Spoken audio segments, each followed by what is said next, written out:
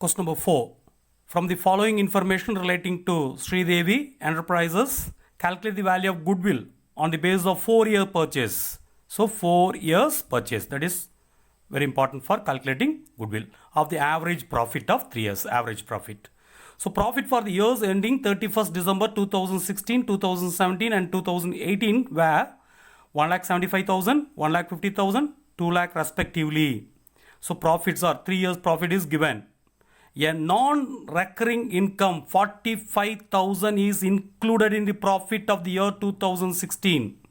So that should be adjusted.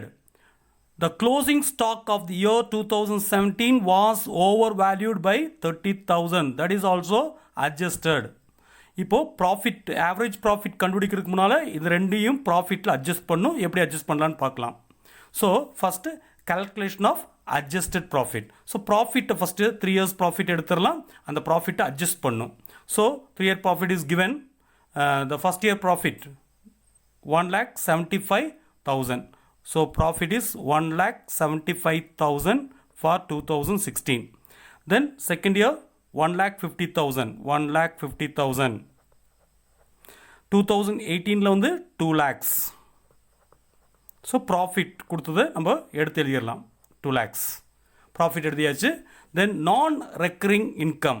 Non-recurring means திரும்ப அந்த income நம்மளுக்கு கிடைக்காது. ஸோ அந்த பர்டிகுலர் இயரில் நம்மளுக்கு மட்டும் அந்த பர்டிகுலர் இயரில் மட்டும்தான், அதாவது 2016 மட்டும் கிடைச்ச இன்கம் இது.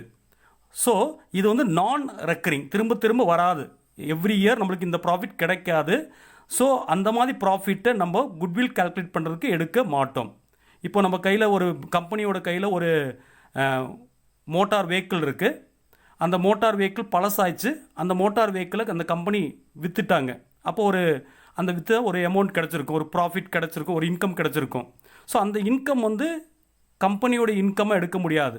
அது பழைய பொருளை விற்றது எல்லா வருஷமும் நடக்காது. கம்பெனியோட பிஸ்னஸில் கிடைச்ச இன்கம்மை மட்டும்தான் நம்ம வந்து ப்ராஃபிட்டாக கன்சிடர் பண்ணுவோம். இதை கன்சிடர் பண்ணக்கூடாது. ஸோ அதனால் நம்ம அதை என்ன பண்ணிடலாம், மைனஸ் பண்ணிடலாம். ஸோ 45,000 2016 இருந்து மைனஸ் பண்ணும். 2016 45,000 எடுக்கக்கூடாது. ஸோ குட்விலுக்கு அந்த கம்பெனியோடைய ரியல் ப்ராஃபிட்டை மட்டும்தான் எடுக்கணும்.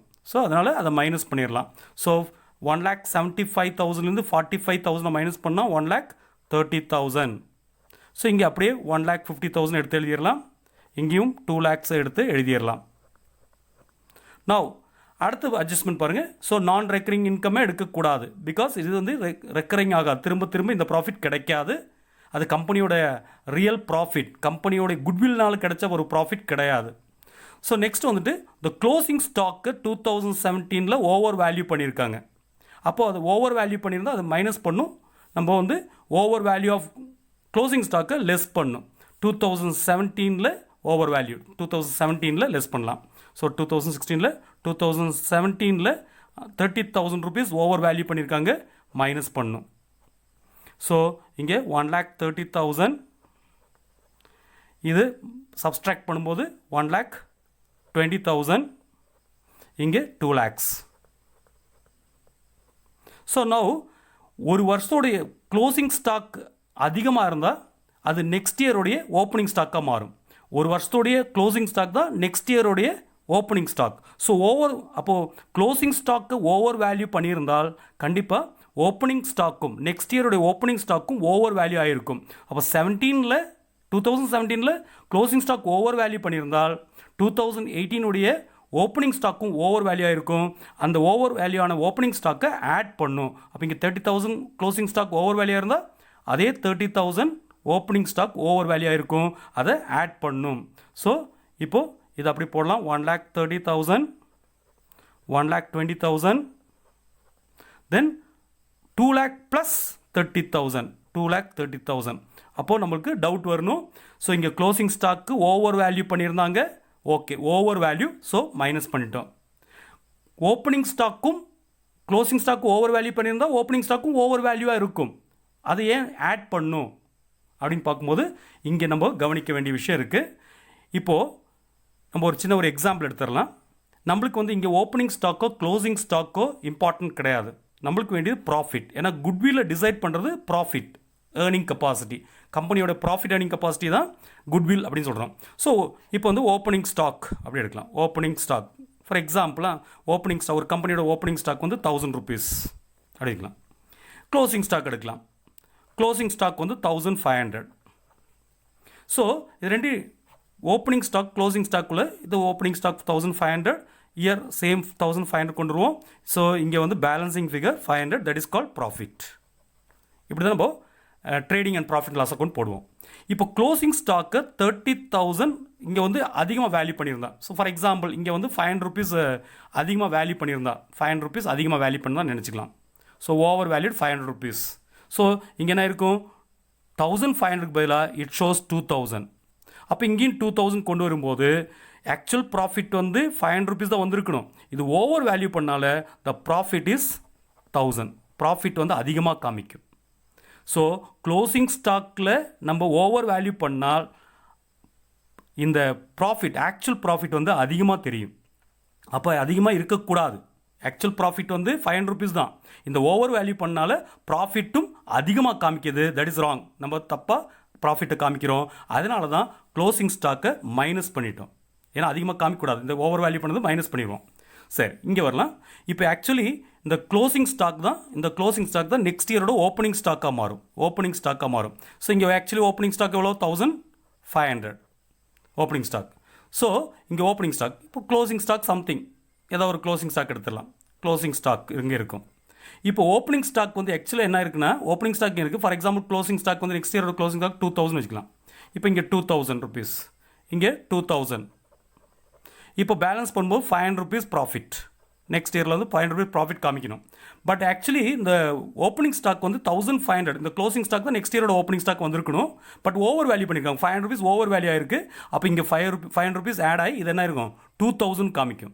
2000 காமிக்கும் போது இங்கே வந்து கம்பெனியோட ப்ராஃபிட்டே இல்லாத மாதிரி காமிக்கும். ஸோ ப்ராஃபிட் வந்து லெஸ் ஆயிரும். அப்போ ஓப்பனிங் ஸ்டாக் அதிகமானால் ப்ராஃபிட் கம்மியாகி காமிக்கும். அப்போது ப்ராஃபிட் கம்மி ஆயிடுச்சுன்னா கம்பெனியோட ப்ராஃபிட் ராங்காக காமிக்குது இந்த ஓவர் வேல்யூ ஆனால. அதனால திருப்பி என்ன பண்ணணும், இந்த 500 rupees இந்த ப்ராஃபிட் கூட ஆட் பண்ணி காமிக்கணும். அதனால தான் over valuation of opening stock should be add பண்ணி காமிக்கிறோம். இப்போ நம்ம என்ன பண்ணலான்னு கேட்டிங்கன்னா, இப்போது ப்ராஃபிட்டை வந்து அட்ஜஸ்ட் பண்ணிட்டோம். So now find out what is average profit. Average profit is equal to total profit divided by number of years. That is equal to, so profit alla add பண்ணலாம். adjusted profit is 1,30,000 plus 1,20,000 plus 2,30,000 whole divided by 3, 1, 2, 3. So that is equal to 1,30,000, so 2,50,000, 4,50,000, 4,80,000 divided by 3. That is equal to 1 3s are 3, 1 3s are 3, remaining 1. அப்போ 18. 18ல வந்து 6 3s are 18. அப்போ 1 6, இங்கே 4 zeros இருக்குது. 1 2 3 4 zeros. That is the average profit. இப்போ average profit கண்டுபிடிச்சிட்டோம். இனி goodwill கண்டுபிடிச்சிடலாம். So therefore goodwill is equal to average profit into number of years of purchase is equal to average profit is 1,60,000 into number of years of purchase is given in the question. So average 4-year purchase on the basis of 4-year purchase. So into 4. That is equal to, inge 1 2 3 4 zeros, 1 2 3 4 zeros, 4 16s are 64. So 6,40,000 is the value of goodwill of the firm.